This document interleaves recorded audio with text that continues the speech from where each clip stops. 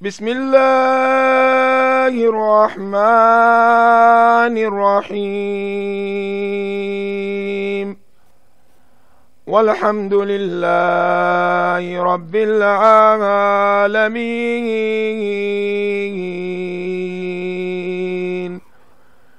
والصلاة والسلام على أشرف المرسلين حبيب إله العالمين أبي القاسم محمد. اللهم صل على محمد وآل محمد. صلى الله عليك يا مولانا يا أبا عبد الله. صلى الله عليك يا ابن رسول الله.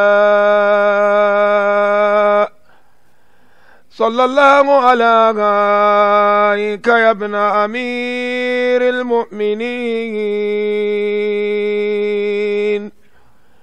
صلى الله عليك يا ابن فاطمة المظلومة.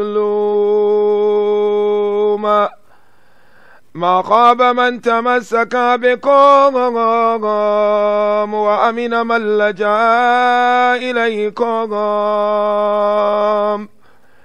يا ليتنا كنا معكم سادتي فنفوز والله فوزا عظيما.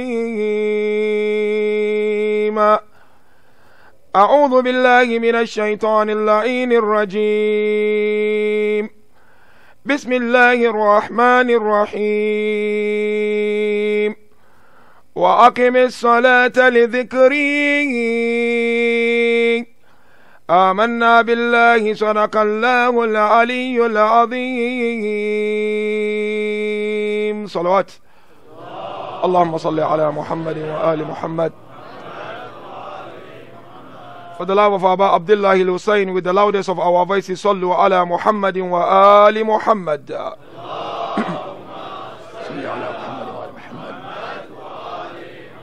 For the love of Imam Amir al-Mu'mineen, with the loudest of our voices, sallu ala Muhammadin wa ali Muhammad.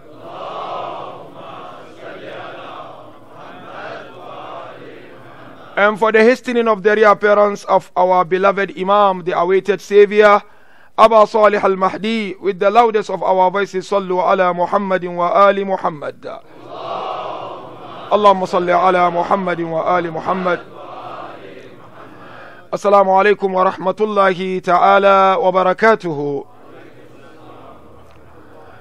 Once again, we thank Allah tabaraka wa ta'ala for giving us this moment tonight, being the 8th night of the holy month of Muharram, this month within which we try our level best to affiliate ourselves with the values established and taught by our beloved Master and Savior, Aba Abdullah al-Hussein salawatullahi wa salamuhu alayhi.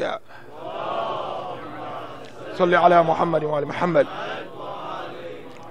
Last night, if mu'mineen and mu'minat will recall very well, we looked at life and taking advantage of every moment in life in seeking proximity to Allah tabaraka wa ta'ala.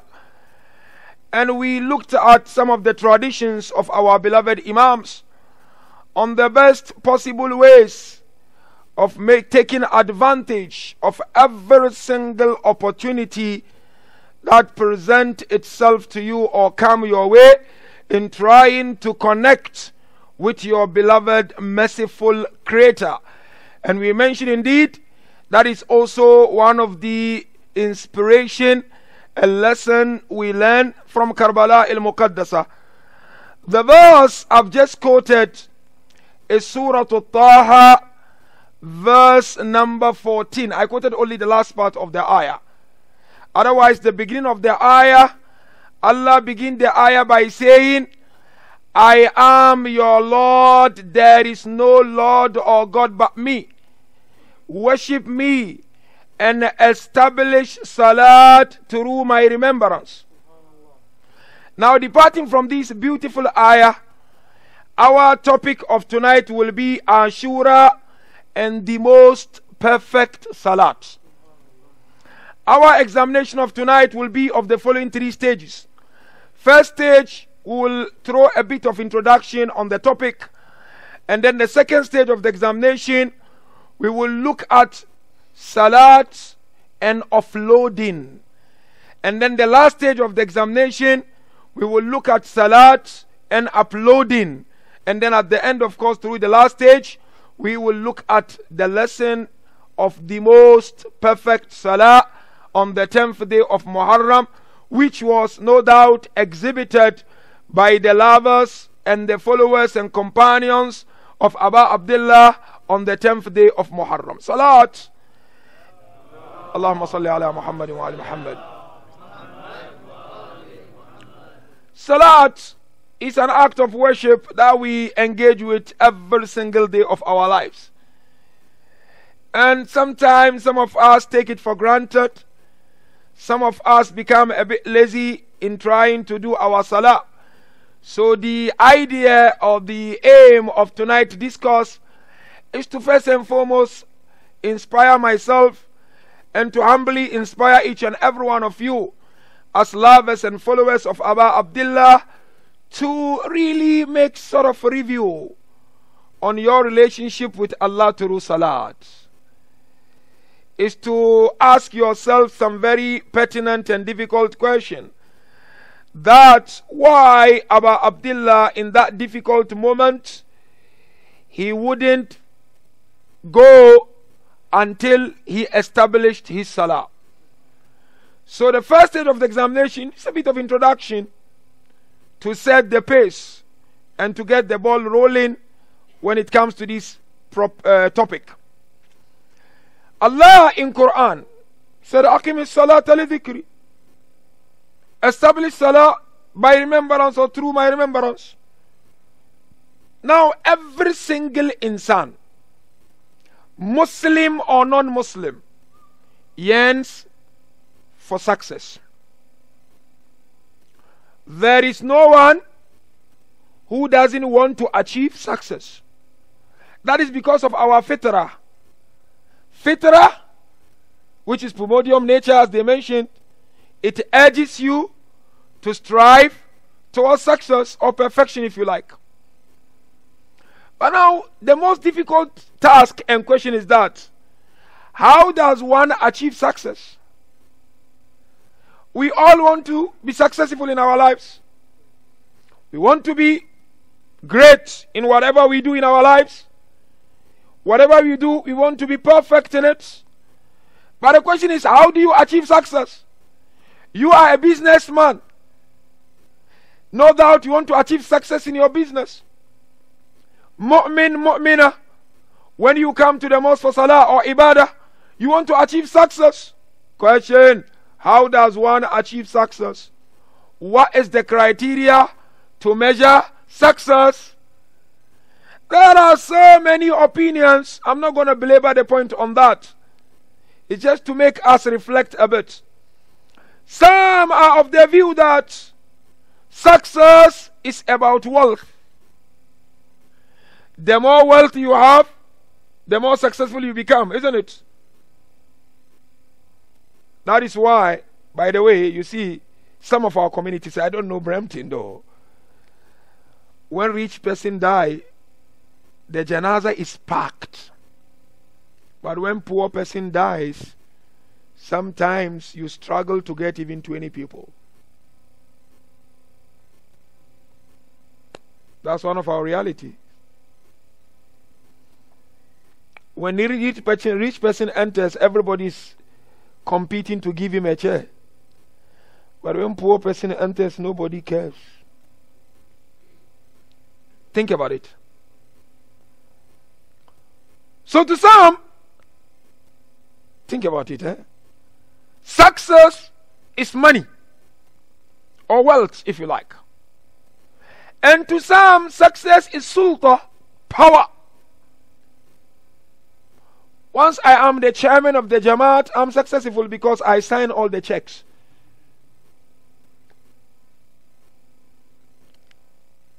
And to some, like Maulana's fame, you come, everybody stand, Sheikh Noor is coming. One can get too excited about this and lose the track. That's the reality of life. We are human beings. And to some, success is to stay away from all this. But beautifully, Islam divided success into two. We have fake success and we have real success.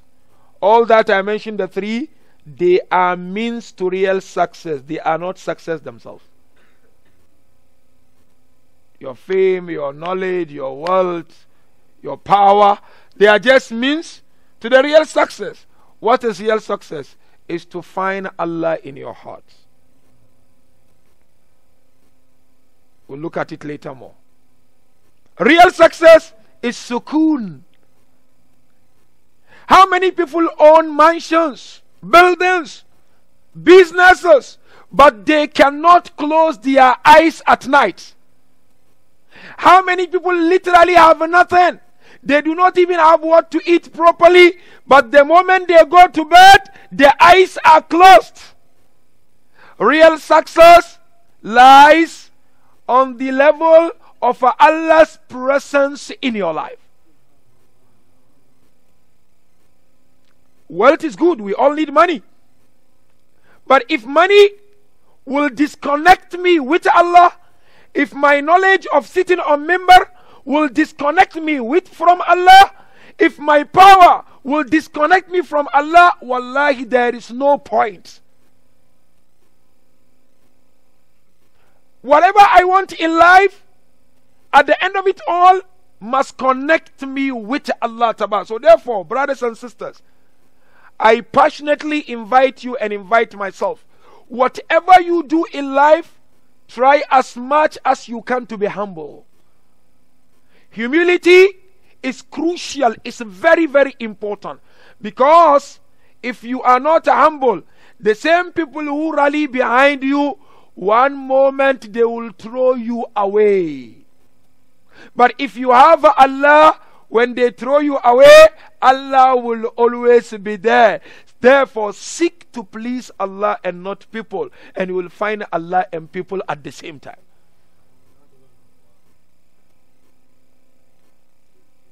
So, different ways of achieving success from people's perspective. And Islam is one. But let's move forward with this introduction.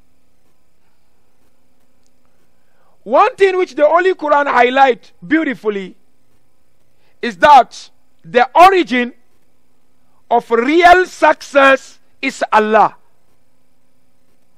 And this origin is what provides sukoon, peace and tranquility.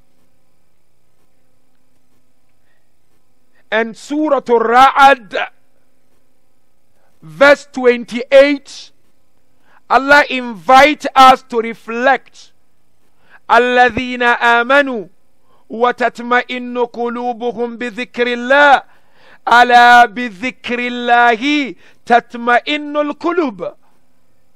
Allah said, those who believe in me and they find peace through my remembrance shall know that peace is only through my remembrance. One ayah will say, فَذْكُرُونِي أَذْكُرُكُمْ. Remember me, I will remember you. Some scholars give beautiful interpretation. They say it simply means, remember me above the earth, I will remember you inside the earth.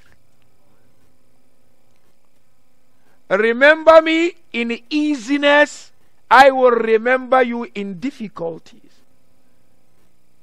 When life is going well, nobody has time for salah.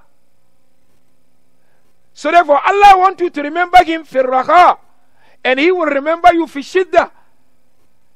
And the last commentary of this beautiful ayah, they said, remember my servant with mercy, I will also remember you with mercy on the day of Qiyamah.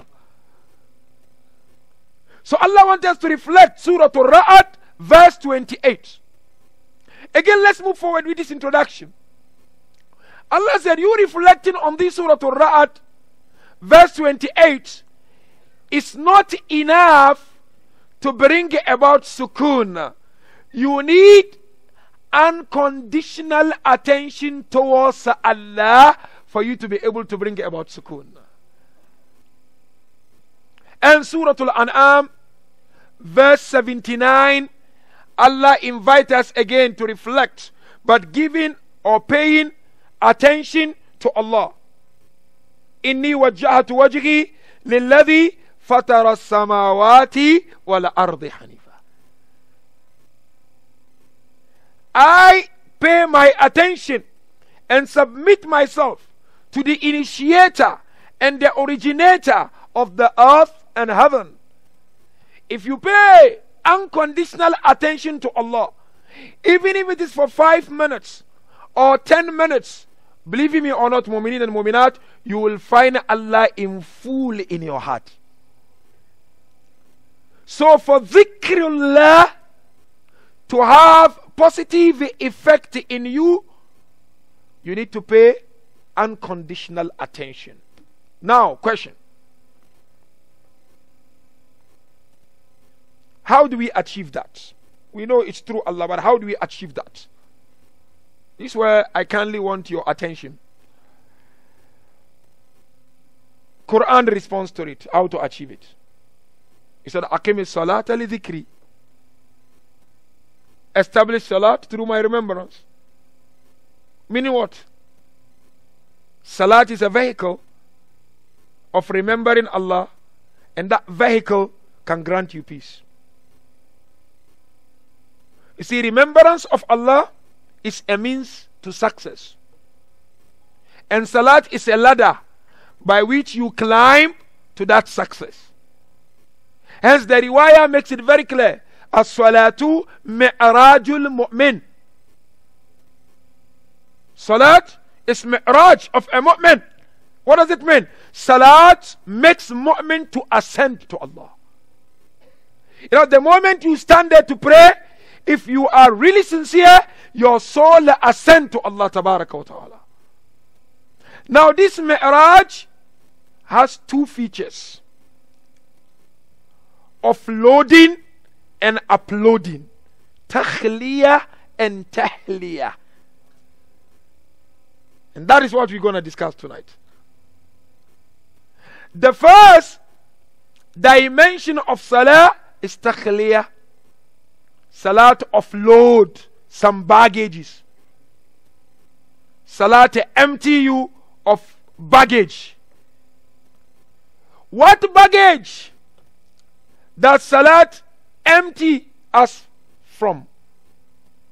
Is the baggage of sin. Sin. Once you stand there to pray, if you are sincere in that 5 minutes, 10 minutes of salah, you offload sins. But let's go deeper into that. One moment, our beloved Prophet sallallahu alayhi wa alihi wa sallam,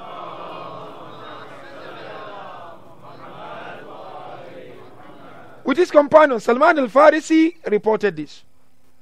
He said, we were sitting with the Holy Prophet under a tree, and all of a sudden the beloved Prophet stood up and he held the leaves. When he held the leaves started falling down. So they kept quiet. He said, we were just looking at him. Then he sat down. When he sat down, we kept quiet, just looking at him. So he asked us, why are you not asking me what am I doing? They said, Ya Rasulullah, tell us, what are you doing? Then he said, you see, you've seen how the leaves dropped. When you stand for salah, the moment you say Allahu Akbar, your sins dissolve like the way salt dissolves in water. It falls down. Salat is very important act of worship, which sometimes we undermine. And you know, you've got salah, you've got tawbah. Salat is higher than Tawbah when it comes to offloading sins. The rutbah, the martaba of Salah is very high. And I give you an example from the traditions of our Imams. You know, our beloved Sif Imam mentioned, إِذَا تَابَ الْعَبْدُ تَوْبَةً نَصُوحًا أَحَبَّهُ اللَّهُ وَسَتَرَهُ اللَّهُ فِي الدُّنْيَا وَالْآخِرَةِ. Imam Jafar mentioned, if a servant repents sincerely, Allah will love that servant. And not only loving that servant, Allah will cover the fault of that servant in dunya and akhirah. Then companions of Imam ask Imam, what does it mean covering them? Look at the covering. When you make tawbah, our beloved Chief Imam explained, covering simply means the sins you committed and recorded by angels, Allah will make angels to forget those sins. 2, covering, Imam said, a place where you committed the sin, because every place will witness. Every place that you commit sin, it will witness on the day of Qiyamah.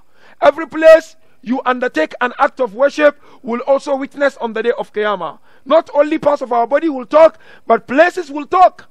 Allah says, if you make Imam Jafar, if you make Tawbatan Nasuha, that place also will be made by Allah not to testify against you on the day of Qiyamah.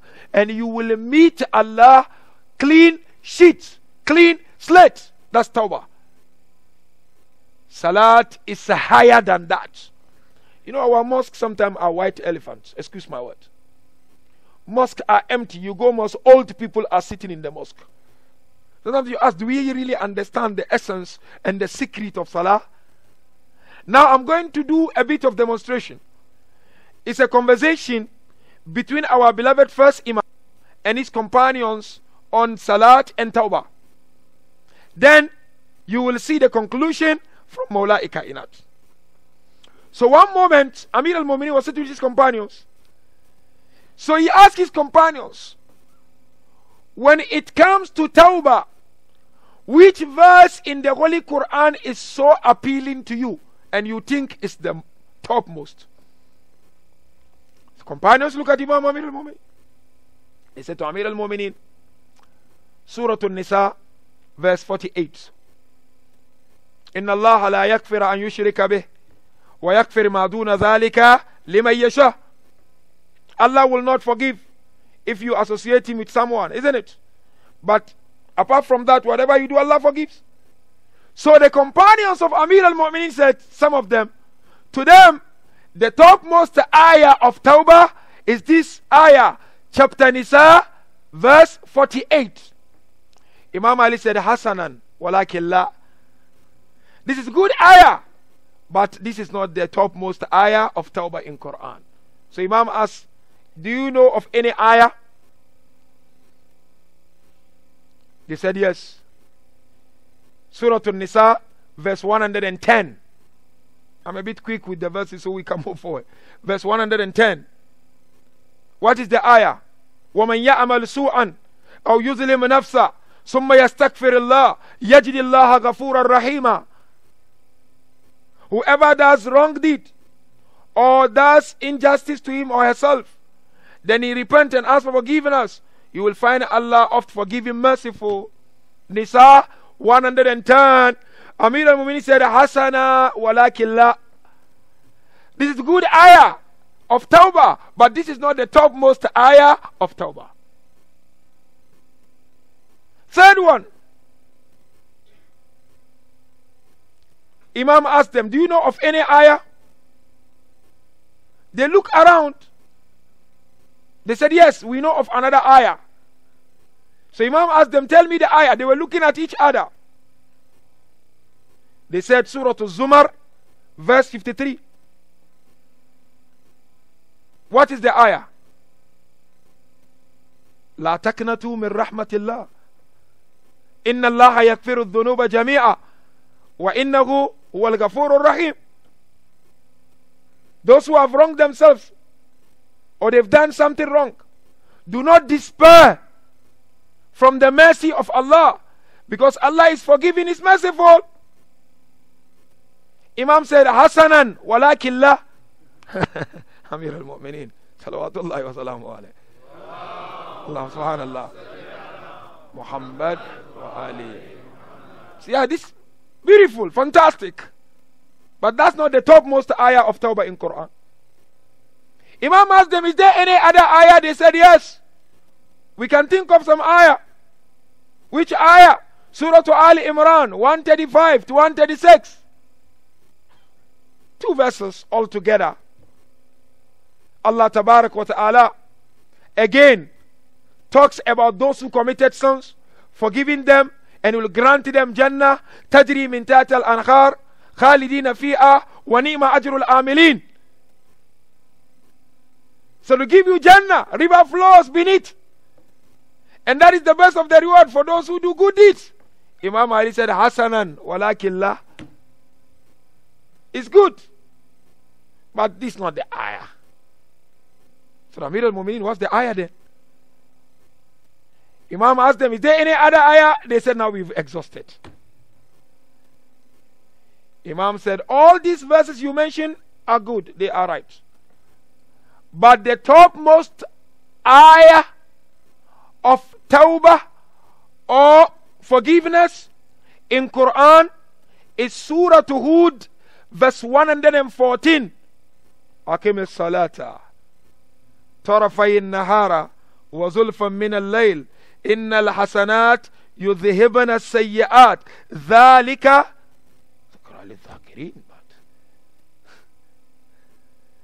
Amir al-Mu'min said Surah Hud, verse 114 is the topmost verse of forgiveness in the Holy Quran. What does the verse say? It said, establish salah during the day and at night, because innal hasanat yudhibuna sayyi'at. Good deeds wipe off bad deeds. Here good deeds refer to salah. When you do salah, salah replace your bad deeds with hasanat. Hence Amir al-Mu'mineen said, salah is doing takhliyah, it offload. Hence they mention difference between salat and tawbah is what? Tawbah is satir, salat is hamin. Tawbah, it covers, but salat deletes. Salat is crucial, ikhwani wa izai, my beloved brothers and sisters. Salat is important. It deletes your sins. You will not be remembered of that sin anymore. It's gone and finished. That is salah. But at the end of that conversation of Imam Amir, he reminded them of the traditions of the prophets. He said the Holy Prophet taught and said, when you make intention of salah, say Fajr, Zuhur, Asr, Maghrib, Isha, whatever, the moment you stand to pray, as we mentioned in the previous tradition, sins begin to dissolve, begin to fall. But Amir said, the moment you make Qiyam, you get removed from your sins like a newborn baby. Salat is important. Salat is not something we play with. You can connect with Allah through your salah. It is the first vehicle. It is the first mechanism. We can talk of philosophical issues. We can talk of top-notch mystical issues. But the journey begins with salah. Without salah, I can't see any other way that a mu'min or a mu'minah or a Muslim can connect with Allah Tabaraka wa Ta'ala. You have to first be able to establish your salah before you think of doing something else. And Amir al-Mu'mineen will remind them again of that tradition of the Holy Prophet, that the Holy Prophet mentioned salat is like a river or a sea which is in front of your house. So it's a parable. that when you are dirty and you dive in this sea, what happened? By the time you come out of the sea, you are perfectly clean, isn't it? They said the same thing. Salah is like a sea. After committing sins in between times during the day, the moment you come to your wudu, Allahu Akbar, you get cleansed of those sins like the way river cleanses you of the dirtiness. That is what Salat is all about. And therefore the tradition of the Holy Prophet mentioned, whoever prays every day, there are 3 things that at least you will get from Allah, apart from the forgiveness. The first one is what? When you stand in the mosque or in the house and you are praying, narration mention Allah's barakah will come from him to your head. That's one, this tradition. And then number 2, Allah will send the angels to protect you. And the last one, angels will call out saying, Wallah, if this servant of Allah knows what is in Salah, he will not wish the Salah to come to an end. Baba, Maulana come, take extra 2 minutes in Salah. The management committee will receive an email. This Maulana Banna is too much. Yes, in fact, you cannot too much. Also, you want to become too much Arif, Irfan, and then Bismillah, long. No. But 1 minute, 2 minutes, Salah. But people can watch a movie for how many hours? I'm not saying Maulana should take long. But when we are watching the movie, or backbiting, or gossiping, or going out like chilling, as they said, nobody complain. But when Maulana, Bismillah, kunut a bit long, the management must call Maulana in the office for taking long in kunut. This is a reality, by the way. But this is salah. This is communication with Allah. You do not know which salat would be accepted by Allah tabaraka wa ta'ala. Hence Amir al-Mu'mineen mentioned, if you make salah, فَصَلِّ صَلَاةً مُوَدَّعَ. Every single salah that you do that salah as if it's your farewell salah. Allahu Akbar, Imam Amir. You should do as if it's the final salat of your life. Because that's the vehicle we have to connect with our Maker, to connect with our Sustainer, to connect with our beloved merciful Lord. So therefore, the first dimension of salah is what? Takhliyah. Salat offload. It completely offload your sins. Second dimension, salat upload. What does it upload? It upload the love of Allah in you. If salat is a sincere salat, it works. It works magic. It does miracle. It uploads the love in your heart. And you know very well, when you have a lover and you have a beloved, really, I want to ask you and ask myself, what's the relationship between lover and beloved? What's the relationship? Communication. They don't want to stop communicating. Lover, beloved, meet. Could be son, parent, husband, wife. We and our maraja, we and our great scholars, or our role models in life. I mean, so long as it is established by us that these are our dear ones, when you are next to the person, do you want the conversation to come to an end? If you feel boring, it means that person is not your lover or beloved.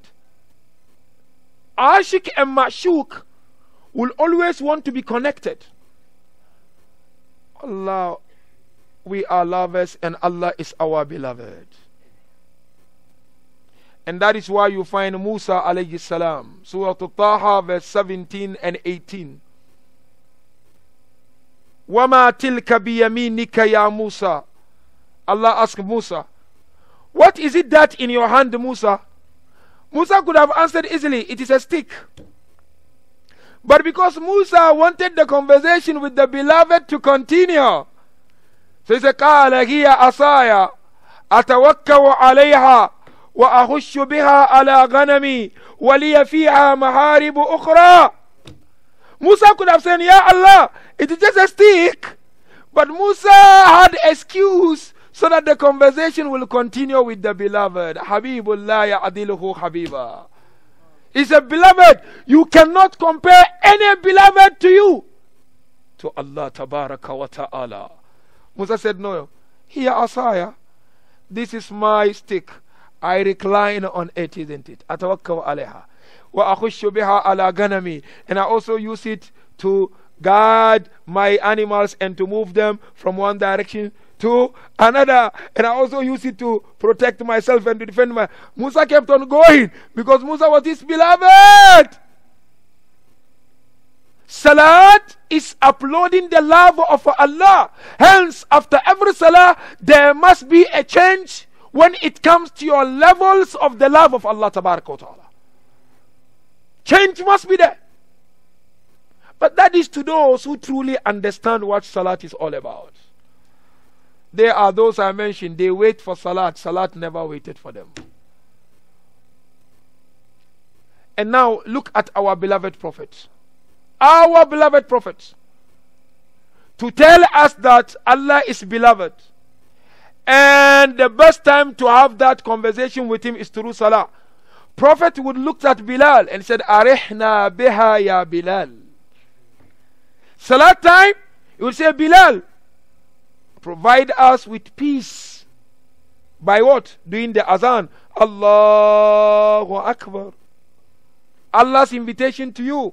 When you hear Allahu Akbar, azan time is Allah's special invitation to come and have conversation with him. That's why we are told, you want Allah to talk to you, Quran. But you want to talk to Allah, Salat. And you know, beautifully, the Holy Prophet explained that if you truly understand the essence of Salah, what happened during Salat is that your clothes and your body also praises Allah during the course of your Salah. As you pray, the cloth is also praying. As you pray, the body is also praying. The body is also glorifying Allah. So therefore, the change is expected. The love of Allah is expected, even if it's a little bit, to drop in your heart at the end of the Salah. And then they said the tahweel of ruku is what? You are saying, Ya Allah, here is my neck. I am ready to sacrifice it for your love. That is Salah. That is Salah, brothers and sisters. Salat is not to be taken lightly. Salat occupies prominent estate within the religion of Islam. Allahu Akbar. You find prophets of Allah, they would all talk about Salah. Prophet Ibrahim, Rabbi ja'alni muqima as-salah wa min dhurriyyati Rabbana wa taqabbal du'a. Ibrahim would make dua, Ya Allah, make me among those who establish Salah and my family. Musa, Allah mentioned in Quran, He said, وَمَا وَجَدْنَا فِيهَا غَيْرَ بَيْتٍ مِّنَ الْمُسْلِمِينَ. So if you not find anyone in the house except those who submit. Submit meaning was who pray to Allah Tabaraka wa Ta'ala. Isa, Jesus, inni Abdullah, atani al-kitaba, waja'alani nabiyan, waja'alani mubarakan. He said, you go to the ayah, wa awsani bis salah. Jesus, Allah give me glad tidings of salah. Our own beloved Prophet, Allah said to him, Akim as-salata liduluki shamsi ila ghasaki al-layli wa Qur'an al-fajr. Inna Qur'an al-fajr kana mashhuda. And he said, وَمِنَ اللَّيْلِ فَتَحَجَّدْ بِهِ نَافِلَةً لَكَ عَسَىٰ أَن يَبْعَثَكَ رَبُّكَ مَقَامًا مَحْمُودًا. Allah said to Prophet, establish salah day and night and the morning one. So all prophets chanted the slogan of salah. Now Now question, to take this towards the ending we want to. How do I ensure that my salah takes my soul to Allah and brings about change? There is a change that salat has to do, which we'll conclude with. Number one, awwali waqt.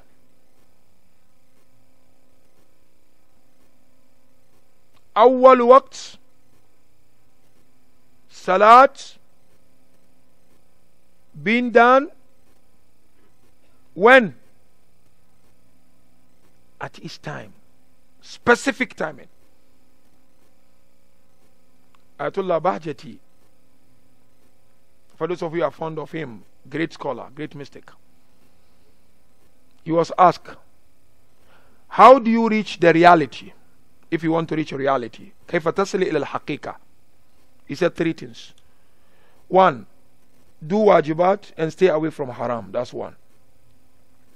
Two, be sincere. Kun mukhlisan. Just be sincere in what you do. And three, namaze awwali waqt.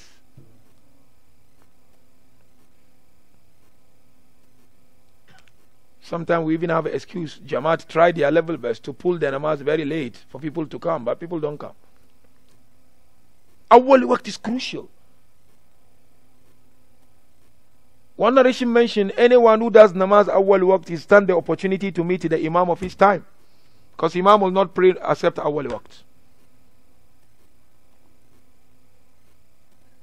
You've got an interview. What time do you go? Is Allah secondary? Maybe we don't understand what salat is, isn't it?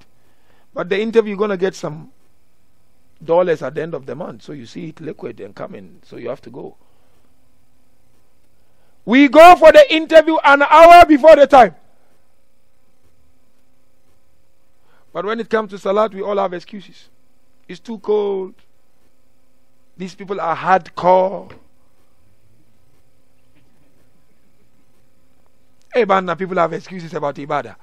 Sallallahu Muhammad wa ali Muhammad.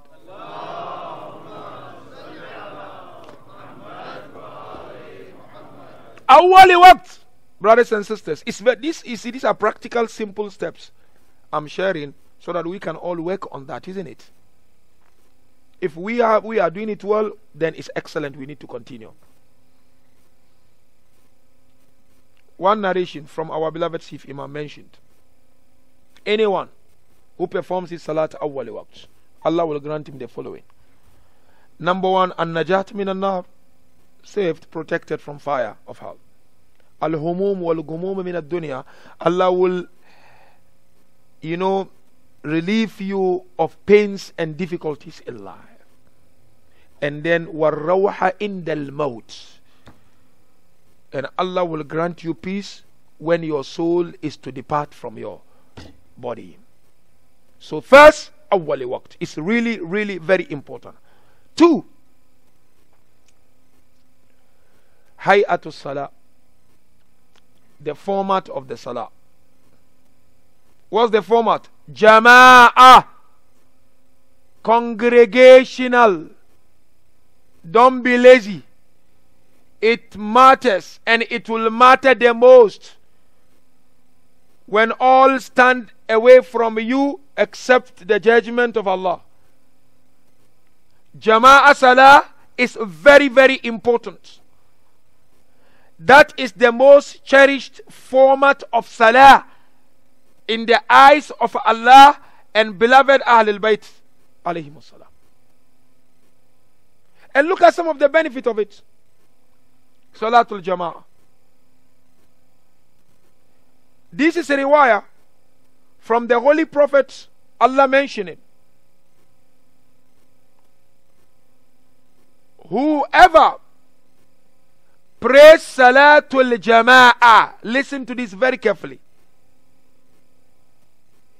If the oceans of the world, the earth and heaven, are to become like an ink, and the trees become like kalam pen, and inns and jinn become the scribes or the writers, they will not be able to write the reward of the one who do Salat al-Jama'ah.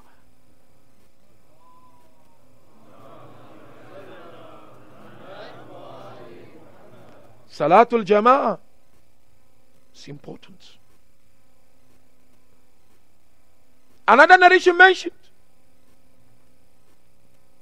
when you do Salatul Jama'ah, Allah will elevate your status like equal to the status of 70,000 angels. And they will be asking for forgiveness again on your behalf. That's 2. 3, place of your salah. And the best place is masjid. There is no better place for salah than the mosque. Allah said, Inna buyuti fil ardi al masajid. Fatuba liman tatahara fi bayti wazarani fi bayti wa haqquna alayya ikramah. Allah said, my houses on the face of universe are the mosques. Good news to those who purify themselves in their houses and visit me in my house. It is incumbent upon me to honor my visitor. Mosque. I'm not saying when you pray in the house it doesn't go, but it cannot be compared to the prayers in the mosque. The purpose of the mosque is salah, is ibadah. So if I do it in the mosque, it's unique. It's completely different ball game. And the 4th one is what? Ruhiyatul salah. The spirit of the salah. What spirit of the salah? It has to be done with khushu' and khudu'. With that humbleness and humility. And as I said, for you to get to that level, try as much as you can to wait for salah. The Holy Prophet is reported to have said, or they reported about the salat of the Prophet, that he would wait for salah an hour on his feet. I'm not saying we should do that. Why not? If you can, you should do. But at least spend some time. You know how people, they will jump just salat time. There is no josh. There is no taste. There is no feeling. There is no flavor. Remember, salat has a spiritual taste. It has spiritual feeling. Once you feel that within yourself, you will always jump to salah. You will not allow anyone to remind you of salah. And by the way, salat is not to be performed but to be established. And if salat is established in our lives, it will always give you signals ahead of the time. But if salat is not established, you don't care. We will do. Allah is Ghafurur Rahim. You guys are too much. These are Mulyanis and Mawla. You too much. Last but not least, apart from all these benefits, if you look at the benefit I mentioned, most of it, forgiveness, akhirah, connecting with Allah. Is there any benefit for dunya? I said, yes. There is no act of worship that our Lord Allah asks us to do, and it has no dunyawi benefit. Think about this. Allah comes in Quran and said, I created you to worship me. And there is this psychological theory that فاعلية الحدث منوطة بانسجام ذات الإنسان الحادث. He said the effectiveness of every goal in life is dependent on the passion of the holder of that goal or that aim. For you to become a successful Maulana, you have to be passionate about the work of being Maulana. Whatever you do, your son doesn't want to become a doctor, you push him to become a doctor, no passion, he will not be successful. So Allah tells us in Quran, I created you to worship me. We said, Ya Allah, does salah or ibadah respond to our natural need? Is there any passion about it that Allah you want us to do? I said, yes. Amir al-Mu'mineen understood it. Hence he said, I am not doing the salah because I want Jannah or I'm scared of Nar. But Allah, you deserve that salah. Because he understood it. But what is the benefit in dunya for us? The first benefit is what? Al-itmi'nanu nafsi. Peace of mind. Everybody's got one way or the other issues in life. Salat provide us with peace and tranquility. That's one benefit. Second benefit is what? You know, when we get tired and exhausted from our daily routine, what do? You take a nap. We all do. To get a recharge, isn't it? Quran comes and said, your nap is okay, it's good. But the best form of recharging yourself is to wake up at night. Inna nashi'ata al-layli hiya ashaddu wata'an wa aqwamu qila. It said waking up at night, it gives life to your soul.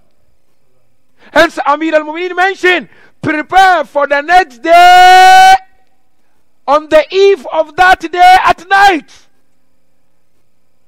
Inna nashi'ata al-layl, it recharges you, salah. It re-energizes you.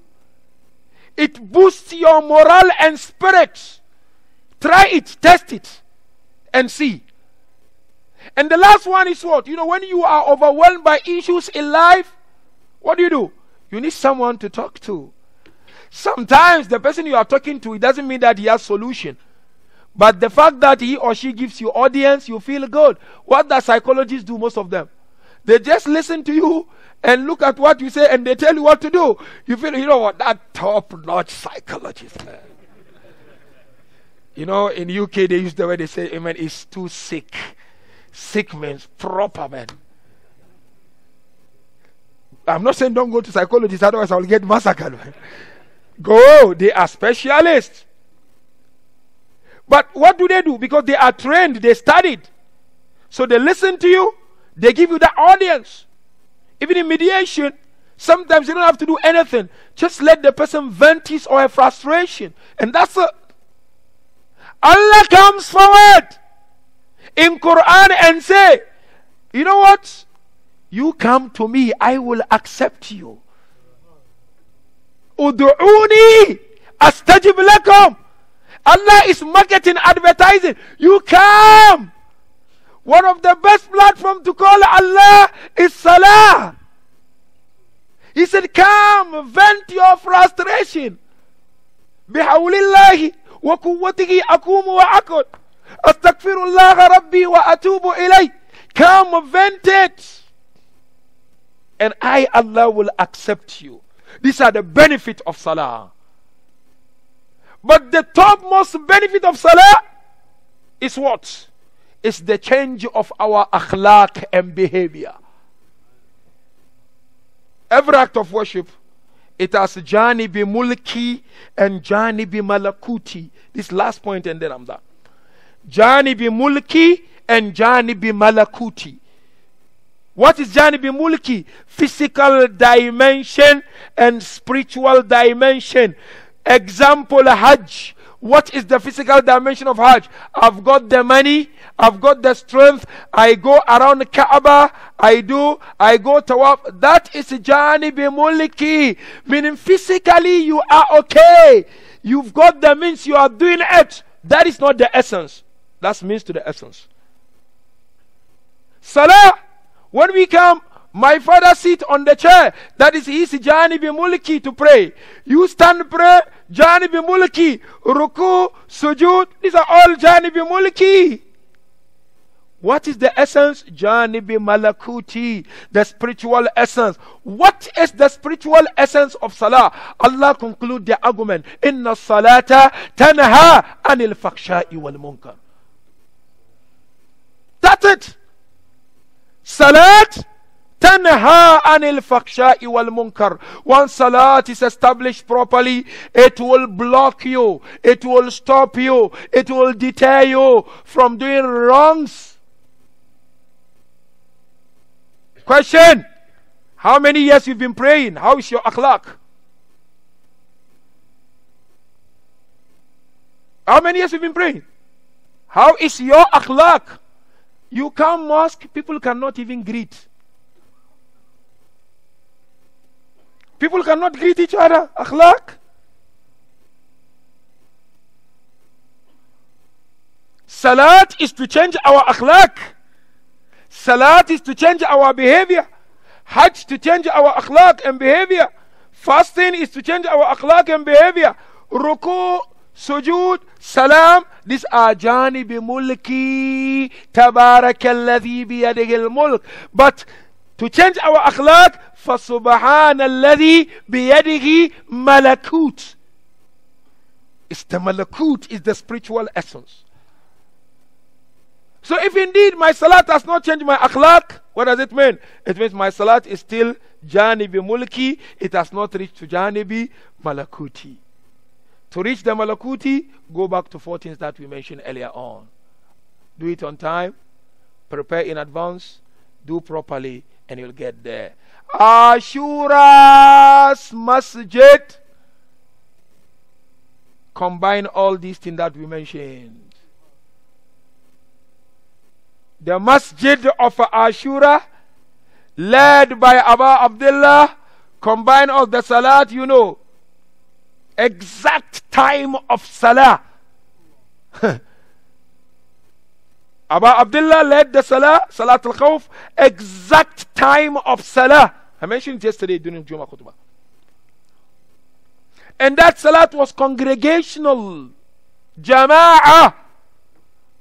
Abu Abdullah didn't give excuses. So this is what we learn. It's an inspiration from Karbala. The salat was congregational in Karbala. It wasn't furada. It wasn't individual salah. Number 3, that salat of Abu Abdullah, there was total khushu', complete humility and humbleness. Although the enemies were making headways, but because it was hadithul habibi bi mahbubeh, it was the conversation of a lover with the beloved. When the lover found the beloved, nothing else will stop. As the narration mentioned, Amir al-Mu'mineen, sword will be stuck in him and he will be praying. That was the moment they will be able to remove it. Because hadithul habibi bi mahbubeh. Try salat and see. Try it. We all pray, but you try. Be determined about your salah. All these things that we are mentioning, they are not here saying. These are as per the traditions of Prophet and Ahlul Bayt and Quran. Try them. Start making your salat priority. Make it a priority. Narration mentioned, whoever works for Allah's tawfiq, Allah will send the tawfiq to you. Take it the way you want. Try and see. That is why you find Abu Sumamatu Sa'idi. He would come to Abu Abdullah al-Husayn. Ya Husayn, Ya Mawlai, I really want to pray my salah before I go. He knew he was not going to come back anymore. But he did not want to go without salah. Abu Abdullah made dua. ذَكَرْتَ الصَّلَاةِ جَعَلَكَ اللَّهُ مِنَ الْمُصَلِّينَ الذَّاكِرِينَ. Isn't it? You remembered salah. And inshallah I pray. And the dua of Abu Abdullah. Your name will be written on the list of those who remembered salah and established salah. So therefore, mu'mineen and mu'minat, Azadarani Husayn, lovers and followers of Abul Fadl al-Abbas, salat is important. Let's work on our salah. Naturally, we'll all have qada here and there, but let's try to work on it and do the salat with proper meaning and understanding. Wallah, sometimes you ask a moment, brother, before we start the masayib, you've been praying many years. What is the meaning of bihawlillahi wa quwwati? Give me the translation. Just give me translation. You pray. Baba, don't depend always PowerPoint presentation on the Jamaat. If Jamaat is not there, we're not going to do. If there is no madrasa, so our children will not learn how to recite Quran. Jamaat is bonus. Madrasa is bonus. It is your duty, it's your responsibility. What is the meaning of bihawlillah? Tell me. Or you have to think before you tell. Anyone who does salat without understanding what he says in salah will be deprived of the Josh. Know at least the translations of what you do in salah. Know the translation. That will really help you to be involved and to be engaged with that salah. And that was the salat of the lovers of Aba Abdullah and the salat of Abul Fadl al-Abbas alayhi salam. Mu'mineen and mu'minat, tonight is dedicated to a valiant warrior, loyal companion, muwalin, obedient lover and follower of Allah and Ahlul Bayt, Abul Fadl al-Abbas alayhi salam. Tonight is the night for the fulfillment of our hajat, because Hazrat Abbas is Babul Hawa'ij. As we enter into the masa'ib of tonight, open your hearts. Let the masa'ib sink and enters your heart. At the end of the masa'ib, make dua. Quick dua for yourself. Quick dua for people who ask you. Abbas is Alamdar, is Babul Hawa'ij. You know, Ummul Baneen alayha salam gave her sons alive to Aba Abdullah. And the leader of those sons was Abul Fadl al-Abbas. She gave Hazrat Abbas to Aba Abdullah al-Husayn alayhi salam. Allah, I tell you, brothers and sisters, Ummul Baneen, through the wasila of Ummul Baneen, may Allah grant us whatever we want in life. Ummul Baneen taught us not to forget the majlis of Abul Fadl al-Abbas and the majlis of Aba Abdullah. Do majlis in your house. Remember Hazrat Abbas and Aba Abdullah. You know, Ummul Baneen al-Arba, after the event of Karbala, when she was informed of what transpired after the arrival of the survivors in Medina, you know what she would do? Allah, this breaks the heart of the lover of Abbas alayhi salam. Ummul Baneen would visit Jannatul Baqi'a every single day. What would she do? She would sit next to the grave of Imam Hassan al-Mushtaba. Allah Mazloom, Imam Hassan al-Mushtaba in Jannat al-Baqi. On a night like this, no one is standing next to his grave and say, Assalamu alayka ya Hassan al-Mushtaba. What would Baneen do? She would collect sand of Jannat al-Baqi. What would she do with the sand? She would make 5 domes out of the sand, replica of domes.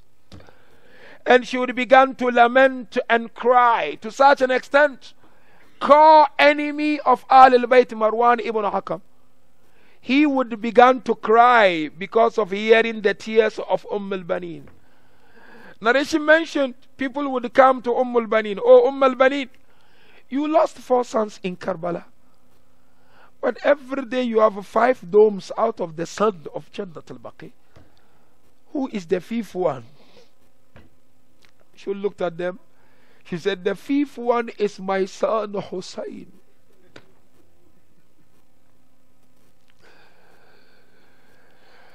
Allahu Akbar. You know, narration mentioned Imam Zain al-Abidin approached Baneen. He said to Baneen, ever since we came back, Abbas would be mentioned several times and tears never dropped from your eye. But whoever has been mentioned, tears dropped. Why, oh Baneen? She looked at Imam Zain al-Abidin. She said, Wallah, I do not believe my Abbas left Hussein alone. That was when Imam Zain al-Abidin began to narrate the masa'ib of Hazrat Abbas. You know where he began? He said, oh Baneen, uncle came to my father and he asked for permission to go and bring water because Sakina was thirsty, Asgar was thirsty, Hamida was thirsty, And you know the test of Asghar? Allahu Akbar. Rababa looked at Zainab. She said, there is no noise coming from Asghar. So he said, Al-Baneen, Uncle Abbas was given permission. He said, we saw Uncle Abbas went to the water of Furat. He sat next to the water. Uncle picked up the water. Uncle was about to drink the water, but he remembered Abu Abdullah was thirsty. Alamdar did not drink the water. He said, oh Al-Baneen. Uncle then came back to his horse. He rode the horse. He said, oh Al-Baneen. When uncle was about to come back to Qaymaga, he was on his horse. Someone was hiding behind a tree. He all of a sudden appeared behind Hazrat Abbas, and he had to chop off the right arm of Abbas. He said, oh Al-Baneen, we saw our uncle struggling to hold the flag, struggle to hold the banner. He said, all of a sudden, as Uncle Abbas was struggling, someone appeared also from behind and chopped off the left arm of Abbas. You know what, brothers and sisters? Ayatollah Naini, one night in the holy month of Muharram, on the night of Abbas, recited the Masa'ib of Abbas. When he recited the Masa'ib, he went back home. That night he dreamt Bibi Fatima. But when he dreamt Bibi Fatima, she was so sad. She was looking at him, Ayatollah Naini. So he looked at her and said, Amma, have I done something wrong? She said, no, you've not done something wrong, because you recited the Masa'ib of Abbas. There is one line, don't ever forget when you recite the Masa'ib of Abbas.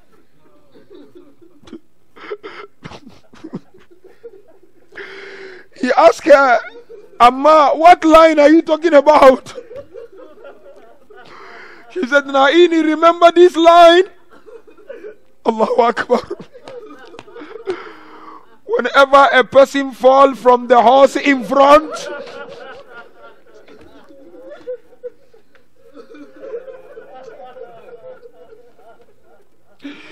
you would expect him to fall with the two arms in front. Remember the line, my Abbas fell without the two arms.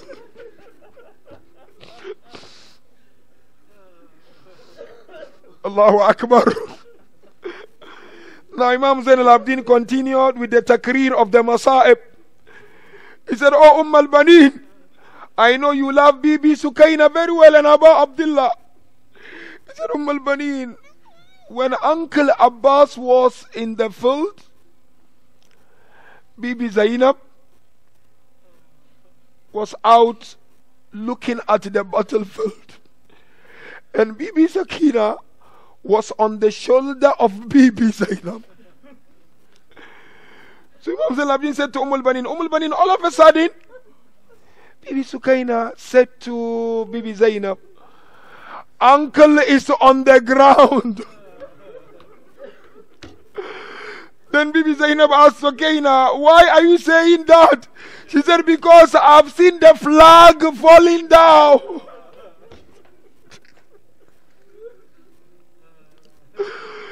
Imam Zain al-Abidin said, oh Al-Baneen, when uncle fell down, he called out, oh my brother, Ya Abu Abdullah. He said, we saw Abu Abdullah rush to the body of Abbas. You know what is painful about this musibah? It's what Harmala did, or Hurmala. Abbas falling down, struggling with the blood and the arms. Urmala targeted the eye of Abbas.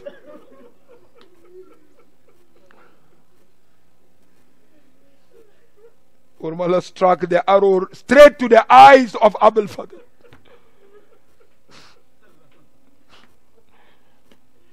Can you imagine somebody struck an arrow on your eye? It blocked the eye, and the eye filled with clot of blood. So when Abu Abdullah rushed to the body of Abbas, when he got next to the body, he began to walk. Abbas couldn't see anymore. So Abbas began to talk. He said, "Oh man, do not hurt me. Allow me to bid farewell to my master Abu Abdullah. Let him bid farewell before you hurt me more." Abu Abdullah said, "Abbas, is no one else, it's me." They said everyone was calling Hussein, Hussein, but Hussein was calling Abbas, Abbas, Abbas. That was the moment of that painful conversation. Let me leave you here. Abu Abdullah said, "Oh Abbas, I loved you ever since I saw you on the day you were born."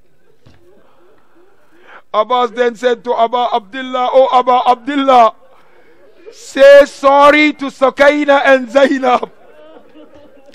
I promised them water, but I'm unable to bring the water." He said, "Oh my master Abu Abdullah, do not tell my mother I leave you alone in Karbala." He said, "Oh my master Abu Abdullah, the moment I came to this world, I did not open my eye. I only opened my eye when you were holding me while I was in cradle." He said, "Oh my master Hussein, here I am going and I cannot see you, oh Hussein." But at this moment, Abbas was on the lap of Abu Abdullah. All of a sudden Abbas said, "Ya Abu Abdullah, oh my master, can I move my head from your lap?"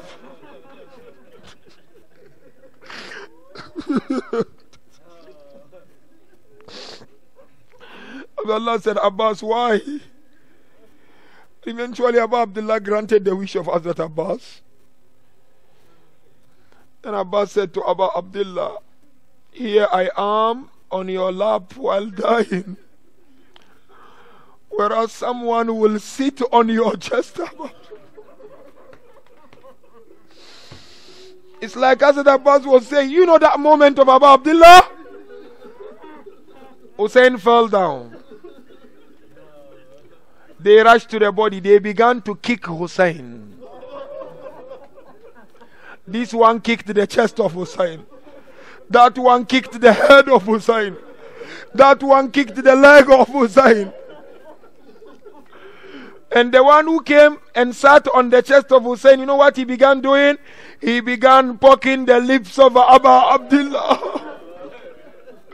That is why Abbas said, "Ya Master Abu Abdullah, here I am on your lap, but you Hussein, you will see." When Imam Zain al-Abidin narrated that to al-Banin, al-Banin said, "Yes, I did not cry because I knew there was no one to cry for Hussein."